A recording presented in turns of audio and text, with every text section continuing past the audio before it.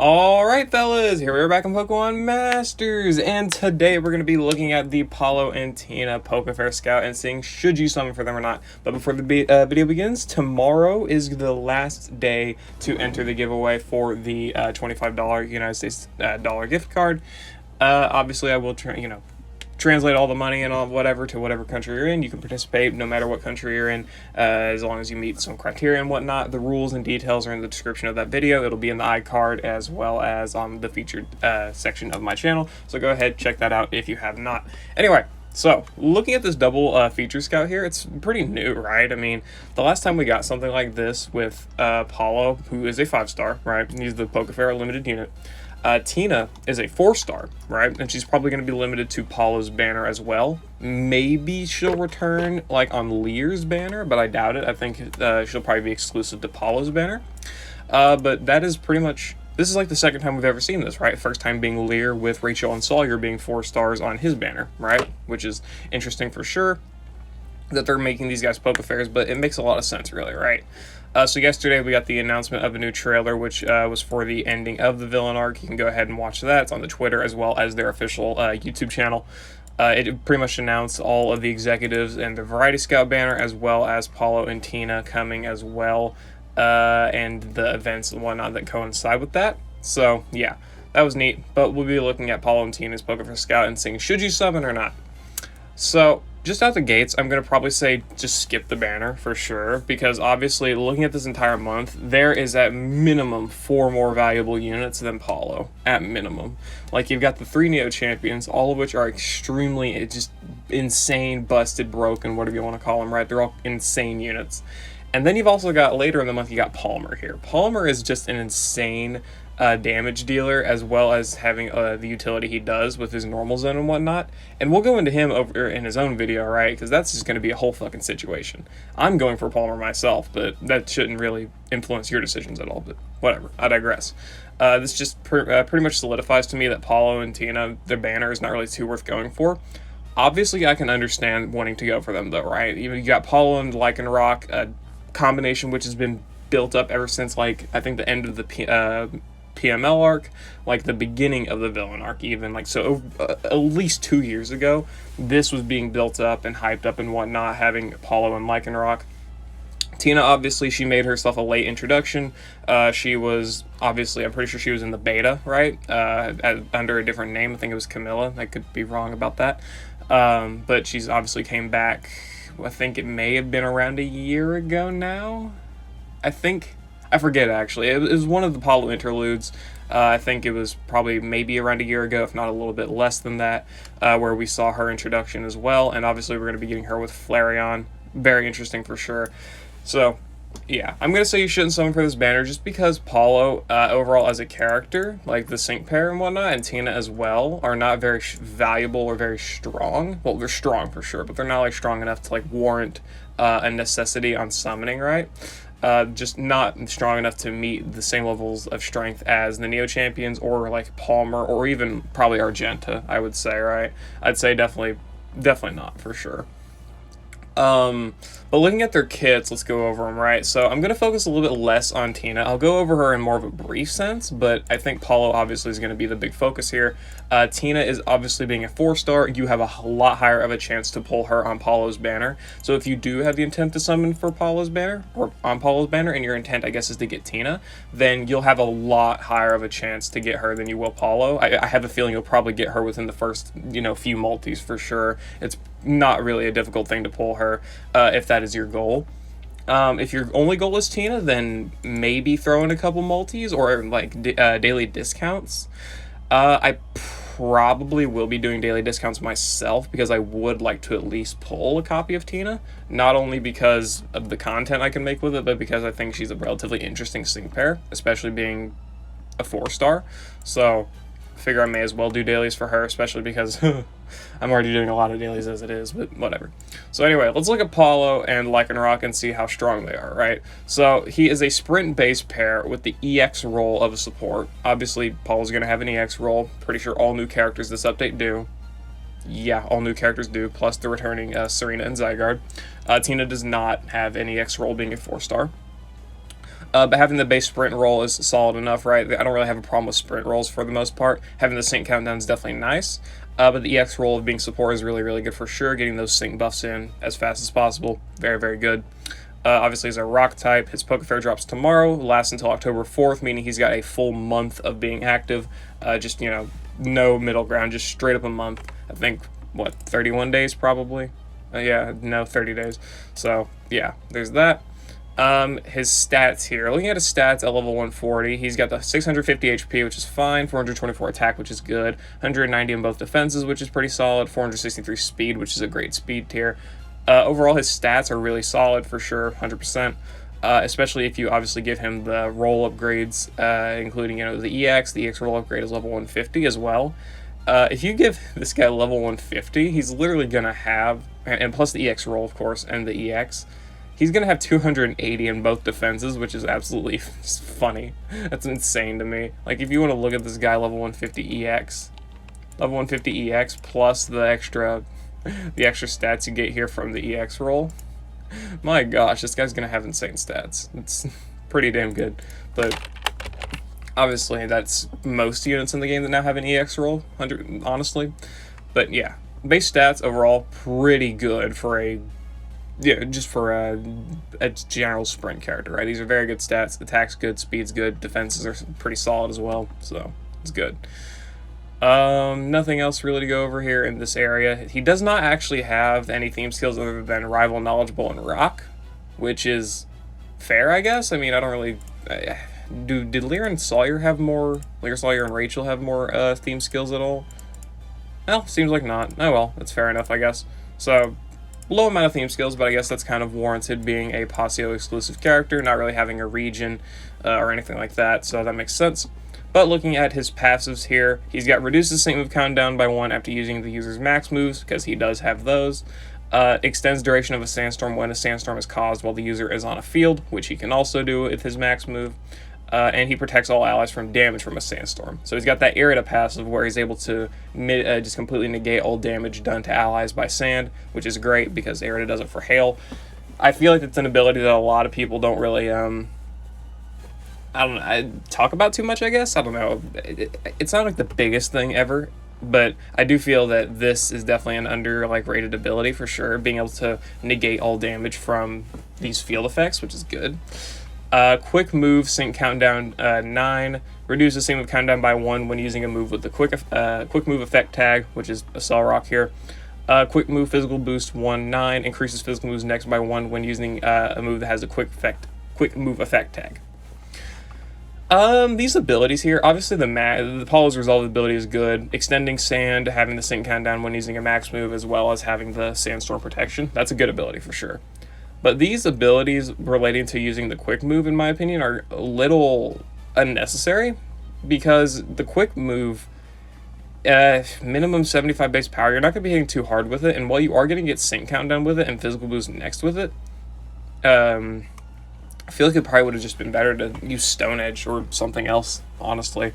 I could be wrong about this for sure. Like, that's obviously possible, but I don't know. I'm just not liking these abilities too much. I think they could be fine, but I don't know. I'm just not the biggest on having to use the quick moves here instead of being able to use my Stone Edges or whatever. Like, I feel like being limited to using a Cell Rock to activate these abilities is a little iffy, but I could just be, you know, thinking about it a little bit wrong, but it's whatever. At least there's a lot of good ways to do sync countdown for sure. Being able to use the quick move for sync countdown is good. Having the sync countdown on the max move is good, as well as being a sprint pair.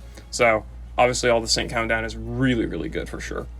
Anyway, going to his moves, as we've mentioned, he has a Cell Rock, which is his quick move effect tag, 75 base power, nothing crazy. Stone Edge, 3-gauge move, 100 base power. Crit slam more easily. Not a crazy move, really. Nothing insane. Not yet, anyway.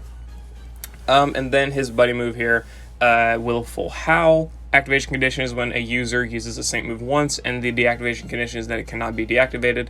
It uses a maximum of 3 of the user's move gauges. The more amount used, the more it raises the attack, defense, special defense, and speed of all allies.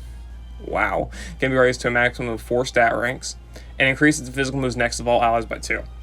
So, not only is he going to be working himself as like your focus primary damage dealer, whatever, but he can also operate on the kind of support role to where he's able to buff all allies 4 stats by 4 stat ranks, which is really good. Attack, defense, special defense, and speed.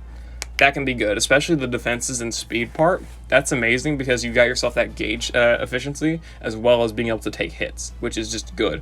And of course, being able to increase physical moves next for allies is also really good, because imagine like partnering up with like Ingo and Emmett or something, or like Signasuit Diantha, which is obviously a really realistic partner because he's a rock character. You want Rock Zone, right? But pair him up with like Signasuit Diantha, you give her +2 physical moves next, and her Diamond Storms are going to be hitting quite a bit harder, right? As well as, of course, buffing attack, defensive, speed, and everything else. So this is definitely a good ability for sure. I can definitely see it being... I can see having a lot of use for sure. I'm just trying to think of, like, conventional team builds, because, like, your main setup is going to be your support, Paulo, and then another character, right? Obviously, your other character would probably want to be Rock Zone in order to maximize both Paulo's damage and theirs. But, like, you could pair him up, of course, with another Rock-type character like Emmett, Rourke, whoever, Classic Blue. A lot of different characters you could pair him up with, but I don't know. I'm just feeling this ability to buff allies is going to be a little underused, maybe? I don't know. But it's still a good ability for sure, being able to do this, especially in like a gauntlet scenario where your team builds are going to be a lot more diversified. I feel like against the stadium or something, you're going to have a little bit more conventionality on your team. But this does, of course, allow you to have a little bit more variety with your team builds, and as long because Paulo being able to do your essential like support functions is really, really good. You just have to have somebody that can buff their own crit. So this is good for sure. One use, of course. Yeah. And of course, these buffs also apply to himself, which is already good in its own right. Anyway, he's got his trainer move, which is a one-use move. It reduces sync move counting down by 1, because why wouldn't it? Raises attack by 4, and raises the user's crit by 2. Good ability, for sure. He just needs someone to top off his crit, which is really, really good. Obviously, Stone Edge is already going to guarantee crits, so that's not really a big problem. But of course, you do need the extra crit for your like sync move, max moves, Cell Rocks, whatever, right? The sync countdown is really good, honestly. The sync countdown is really, really good because you can give him you got this ability here. You can give him Head Start 1 for -2 sync countdown, and then you can use a Cell Rock like right off the bat, and you've got yourself to your sync move within 2 turns. Which is great, obviously. And then you use the sync move there, and you've got yourself the Sprint EX, and then you got -3 sync countdown after that. And then you can still use more Cell Rocks. Obviously, you can use Wolf will Howl after using your first sync move, which is good there. And then you've got the max move and all of this stuff, right? So this is all really, really good for sure, I'd say. Yeah.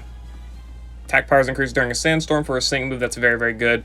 I wouldn't really use the max move for it, though. I honestly wouldn't, because, again, I think that the big strategy for Paulo here is to trainer move alongside Head Start 1 as a lucky skill, and then use the Cell Rock to get the sync countdown, and you've got yourself to your first sync move, essentially, like, already. I don't feel like you'd want to use the max move this early on in the fight, especially without, like, anything to really do multipliers for it. I feel like you wouldn't really want to use the max move this early. So having the sand here is, good for a multiplier, but you're going to have to probably have someone else to set sand for you in order to fully capitalize on it. Or, of course, you could just use it without the sand, deal out with the less power, which is fine, and then, you'll still have all your sync countdown so you can better prepare yourself later on in your fight. Like, you use your sync move, you don't have the sand up, that's fine. You get the sync countdown, you use your max rockfall there, you use your stone edges, willful howls, whatever, get to your second sync move, and then you have the sand up and everything else, so then you can do damage that way. Pretty much, it's just like ramping, right? You're just trying to get to what you need to as fast as possible, getting these sync moves as fast as possible, building yourself up as fast as possible, doing as much damage as fast as possible. This is how it is.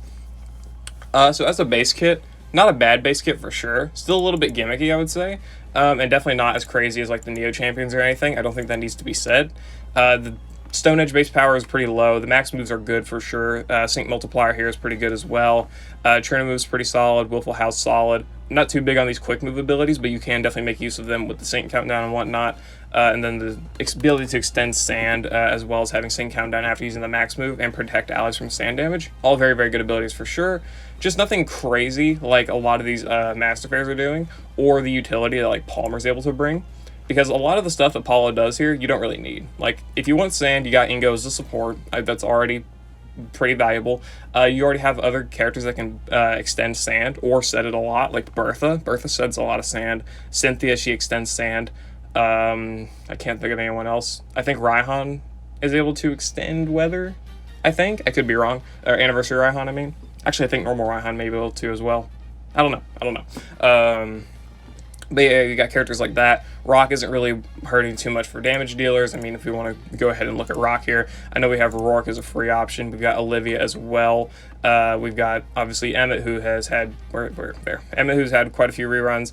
Blue and Aerodactyl, who have had quite a few reruns as well. Just quite a few different options for Rock that you don't really need Paulo in order to do a lot of Rock damage.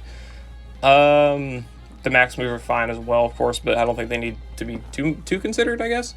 Big thing with Paulo is the sync countdown, I would say. Sync countdown, just ramping, really, because nothing else about him is overly impressive. It's all good for sure, but the big thing that you see with this character is the sync countdown, which, of course, you know, you can find other characters to do that, especially other sprint characters that they're going to end up releasing, right? Because they are going to do that, because I'm pretty sure one of the Rocket Variety Scouts is a sprint character. I just don't know which one. I think it's Archer. No, is it Archer? I think it's Archer, actually. Yeah, I'm pretty sure Archer is the sprint.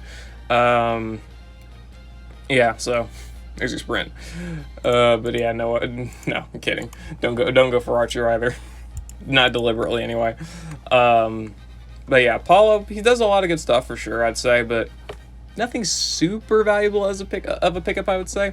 But moving on to Tina. Okay, Tina, we're gonna go over a little bit briefly. Her stats: 200 in her defense and 229 special defense, 600 HP. 244 speed. These are all pretty meager stats. These are actually very meager stats. 200 defense and 229 special defense. It's iffy. It's iffy, I'd say. But these are 4-star stats. So, obviously, they will increase by about 20 in each stat, plus, obviously, the HP. So, if we look at her at 5 stars, 220 defense, 250 special defense, 646 HP. Now we're looking at quite a bit better stats, for sure. She's a support character. Doesn't have an EX roll yet. She's fire type, obviously. Has 3 theme skills like Paulo, except they don't share any. Wow, that's funny, they don't share any. Whatever. Anyway, moving on here. Also, she does have an EX outfit, which is neat. Surprising, honestly. Anyway, passive skill, she's got Catalytic Infliction here, which causes move gauge acceleration the first time the user's Pokemon uses a status move. It's good, for sure. Team Mind Bracing Infliction 2 raises special defense of all allies by 2 the first time the user's Pokemon uses a status move. So you got yourself that initial special defense buff for allies, but only, of course, the first time. And Endurance to be the ability to endure any KOing attack, which is good anyway. So there is that. And her moves: Flame Charge, which is just a 2-gauge spammable for the most part, and also speed buffs for herself, which can be decent. She's also got Charm. Pretty decent, I guess, for support, right? Being able to debuff attacks so you can take better physical damage. That's very, very good for sure. Especially as a support, being able to debuff stats is pretty good, honestly. Dire Hit All Plus, being able to max crit. This is a really good ability too, especially for a 4-star character. That's pretty easy to pull, so go for that. And then her trainer move, which raises the attack, defense, special defense, and speed of all allies by 1. So this is pretty much made in conjunction with Paulo, because he's got the Willful Howl, which can buff all of those same stats by 4, and Tina can buff them all by 1, but you can do it twice. So they're essentially wanting you to run them together and get all these stats maxed out, I guess. That's kind of how they built it, it seems, but still, being able to buff all these stats by +1, plus the ability to buff special defense by +2 again, so +4 total without NPR, that's pretty good, honestly. Overall, though, base kit, I'd say. I mean, it's not really the most powerful base kit, I'd say, but for 4-star, pretty good. Be able to buff all these stats, have Endurance, Dire Hit All Plus, the Gauge Acceleration, as well as attack debuffs. This is all pretty good for a 4-star, of course, without looking at her grid. And speaking of grids, let's go ahead and look at their grid. So, back to looking at Paulo and Tina, both like together in their banner. If you want to go for Tina, I mean, why not, I guess? She's a 4-star. You can pull her probably within a couple multis. But you'll have to probably look at her grid, see if it's really valuable for you to pick up or not. But yeah, we'll just have to see, right? We'll just have to see. Yeah, I definitely wouldn't really recommend going for their banner that much, because Paulo, everything he needs, or everything he does, isn't really all too necessary for a lot of like new players, especially. He doesn't provide a lot of value, not as much as these Master Fairs, and Tina, definitely not either. Being a 4-star, that's kind of going to happen. Anyway, looking at Paulo's grid, 1 out of 5, he's got pretty much nothing other than Stone Edge accuracy, which is actually pretty good, because I miss the Stone Edge way too damn much. 2 out of 5 here, we got Surging Sand 2 for a 20% damage multiplier. Catalyst on the Sync move, which can be good there as well. Soothing Sand, Natural Remedy, some pretty basic abilities, I would say, for a 2 out of 5 grid. A 20% multiplier, some healing slash recovery abilities, as well as the gauge acceleration. All of this is pretty basic, I'd say, for a 2 out of 5 grid expansion. Nothing valuable, honestly, at all. But 3 out of 5. This is where we get, obviously, the big stuff. We got ourselves these Sync nodes here. Bronze Sync 5 for a 50% Sync multiplier. Sandblaster 9 for a 90% Sync multiplier. And I'm pretty sure that's it, honestly. Yeah, that's pretty much it. So you got a 90% multiplier here, 50% multiplier here, 50% multiplier here, 2 Sync nodes. It's not like the Sync node's going to be soft hitting, but they could do it for a little more, honestly. I'd say that this can do for a little more on the damage, because the reason that techs have these multipliers like this and like this is the fact that they also, when they get EX'd, have the 1.5 times base power move on their Sync move, right? They got that 1.5 times extra damage. Sprints don't have that, obviously. They don't have it. They've got the Sprint EX function, which is the -3 Sync countdown. So you're kind of just living with this just permanently, which, while not bad, is going to be hindering your sync damage for sure.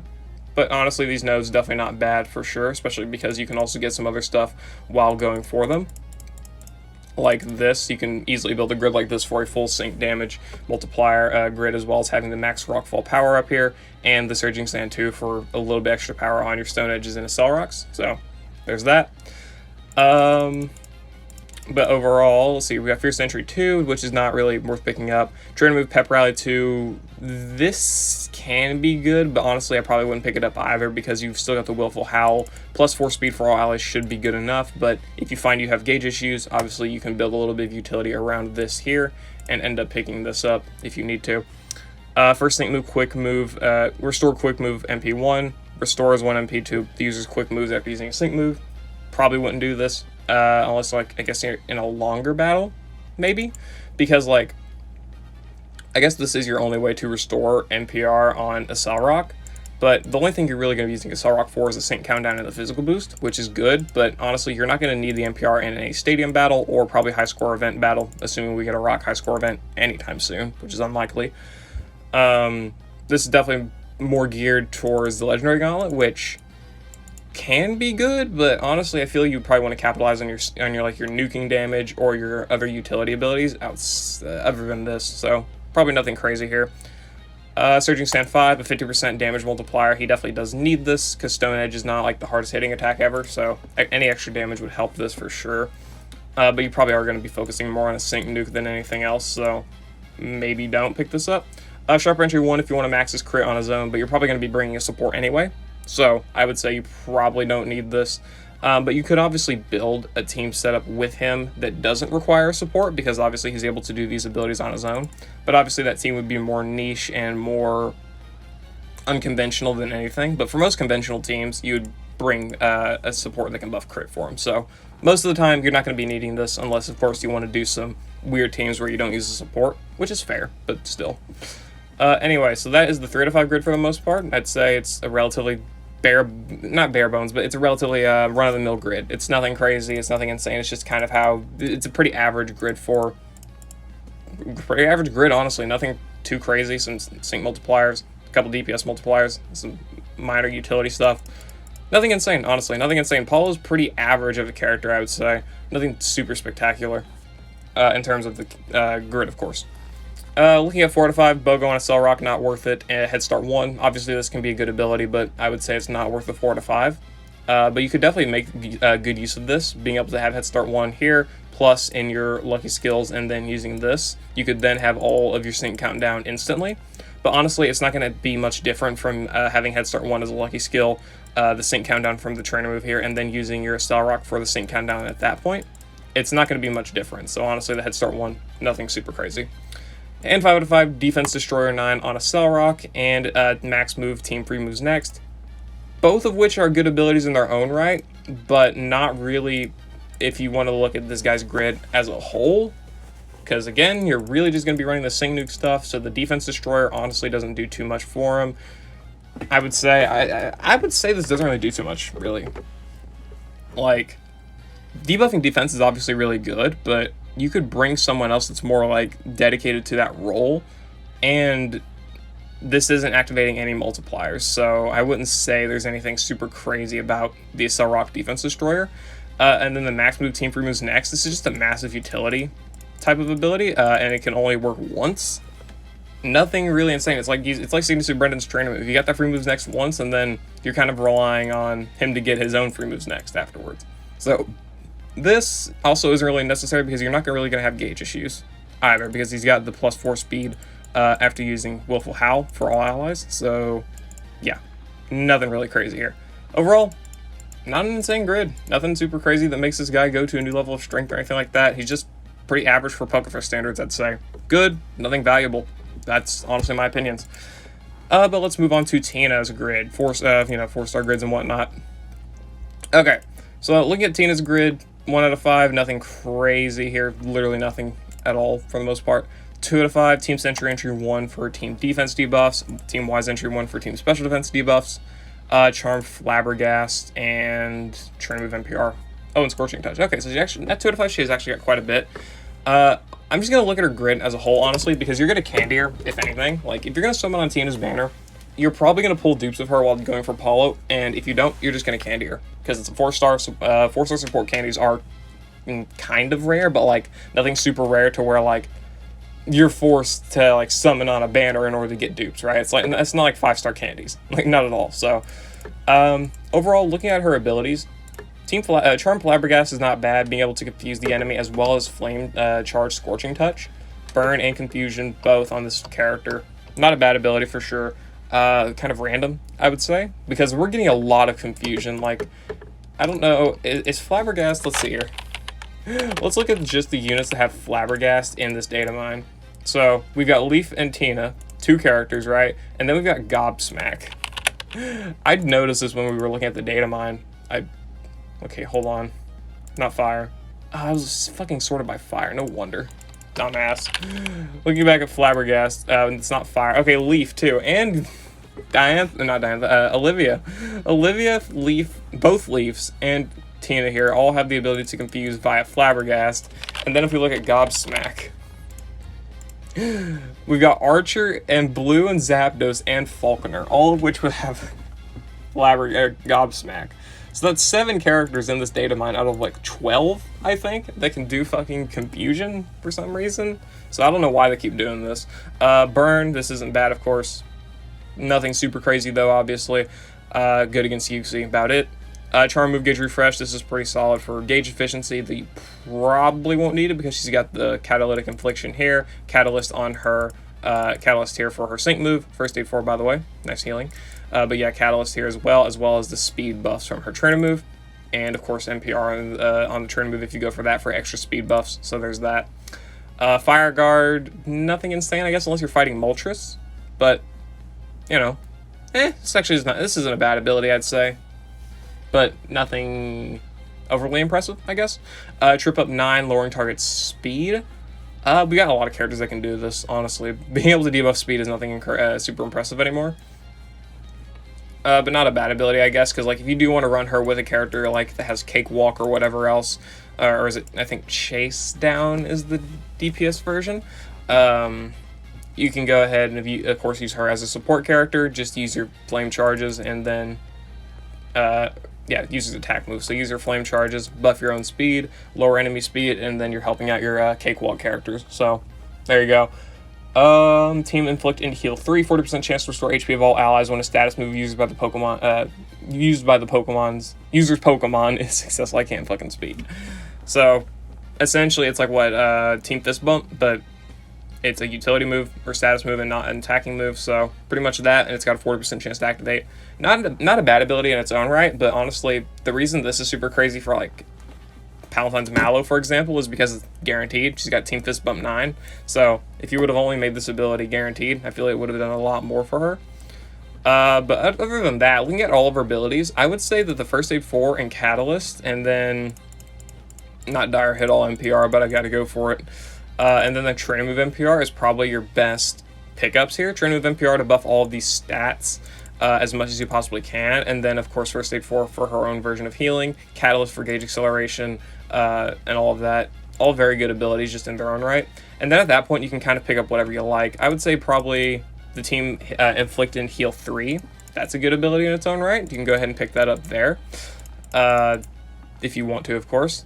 Other than that, maybe... Nah, you can't pick up this, sadly. Wish you could. Maybe Team Sync Regen, whatever you want to pick up. Team Sync Regen's not actually that bad either, because you've got the ability to heal yourself and allies, and it's more consistent, obviously, than the Team Inflict and Heal. Though, of course, you could try to pick up both, but you'd have to sacrifice some things. I wouldn't go for the team entries, honestly. Probably nothing crazy.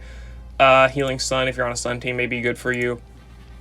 So, yeah, she's got a lot of good methods of healing with the Team Inflict and Heal, the Team Sync Regen, the First Aid 4, Healing Sun. Definitely a lot of good healing abilities there, especially for a 4-star. So you're going to need those healings. You can get the healing off as much as possible. You're going to want it, really. So that's good there. Other than that, though, honestly, the big stuff that she's got in her grid is probably the Churn Move NPR for the stat buffs here, as well as the Catalyst for gauge acceleration. But of course, you can make use of her other utility stuff with the Flame Charge, Scorching Touch for the burn, Charm Flabbergast for confusion, as well as Trip Up 9 for speed debuffs. These are also good abilities, but more catered to whatever setup you're running specifically. Like Burn and Confusion, these are probably going to be more catered to run against Yuxi, or a character that benefits off of those multipliers, of course. And Trip Up 9 is going to be benefiting characters with like Cakewalk and whatnot, or of course Latios, because you can debuff speed and you can debuff attack, so definitely could use them against Latios as well. Just thinking of different places to use these characters, mostly Tina.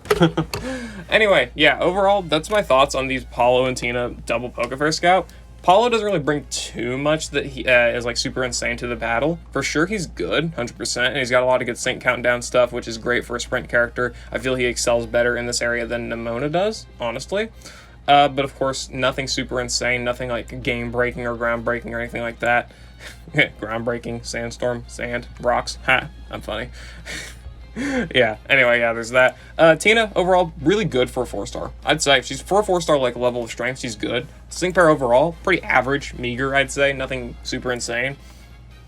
But definitely as a 4-star, she's pretty good. If your sole focus is to get Tina, I may honestly recommend you go ahead and just summon on the banner until you can pull her, just because she's solid enough, and obviously being able to go for the characters you like the most is like the big point of this game, and having a chance like this to pull this character at pretty high odds is honestly a chance you probably won't get until Paulo's rerun, which is, we don't know when, right? It took Lear a whole year to get a free rerun, so use that. There's your information. And he still hasn't gotten another free rerun since, which was last anniversary, so yeah, that's fun. So pick up Tina while you can, honestly. Probably would recommend it. Paulo, of course, you have to, you know, bide your gems a little bit more, because we've got there's a lot of gems that you need to, or not a lot of gems, rather. Look at the anniversary, man. Look at the anniversary. So many banners, so few gems. You've got to, like, spread your gems wisely. So going for Paulo, probably not your best idea, because you could definitely very well have to go to Pity. Tina, a lot more likely to pull her. So I guess if you do want Tina that much, go ahead, pull her. She's got a lot better odds. Anyway, yeah, those are my overall thoughts on the double-featured Pokefair Scout for Paulo and Tina. Hope you all enjoyed. Let me know if you're going to be summoning for them down in the comments below. And yeah, I'll see you all later.